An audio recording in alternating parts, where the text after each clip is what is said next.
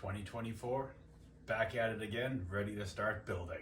Hope everybody had a good off season and hope you have some great projects planned for this upcoming Halloween. I don't have a lot planned this year. I just have one project I'm doing, but it's a doozy. In all rights, it could be 4 projects all rolled into one.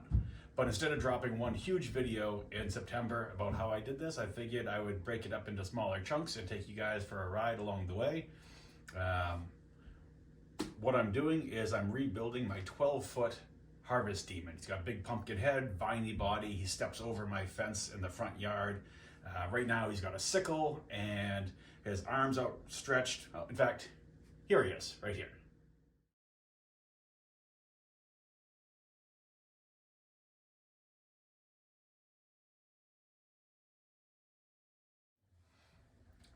So that's Harvey D now. He's cool. He used to really stand out in our display. But as my abilities have evolved, now everything moves. There's all sorts of motion in the yard. There's all this fog that's coming through, and it's much more of a dynamic setting. And he's just standing static in the back. And he's lost a lot of the wow factor he once had. So I thought this was the year to bring him back and upgrade him and get him to be the showstopper he deserves to be. My plans for this is to keep him around the 12-foot range with some power lines overhead that I prefer to not interfere with, and have his head turning back and forth with a windshield wiper motor. His sickle I'm going to turn into like a flaming staff that's going to have like firelight coming up at the top of it, hopefully casting some light onto his face that's flickering. And then on his outstretched arm, or in his outstretched arm, he's going to be grabbing a person. And I'm going to have a wiper motor in there that's off balanced, so the legs are kicking, looking like he just snatched somebody up out of the cornfield and they're struggling to get away. That's my plan. I think I have some great ideas of how to make that work. I'm sure it's going to be a little bit of trial and error, but figured I'd take you along for the ride and I'd break it up into small chunks. Today, I'm just going to start working on his head. I need to make a lighter head than what I have out there now. So I got some great tips from a local haunt here of how they do their foam pumpkins. I have a beach ball underneath here and then about 8 cans of spray foam. I've just been layering up and layering up. So what I'm going to do now is I'm going to start smoothing all this out, get a rough shape, and then start cutting wedges into it and rounding those wedges off so you'll have the sections of the pumpkin. And I'll do that in time lapse so this video isn't an hour long, but let's get started.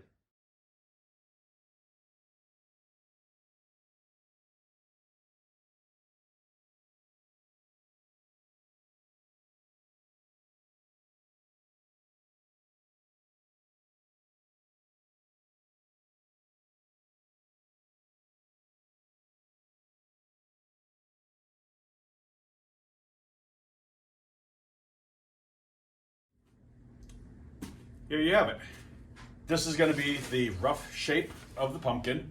Now, obviously there's still all these craters and stuff like that in there. It's still very uneven. All I really did was try to get this down to a flat plane on all sides so nothing was bubbling out and sticking out.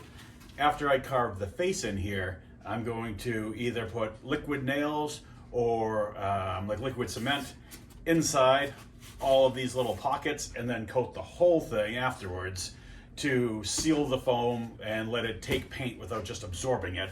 But it will also fill in all of these pockets and it will harden.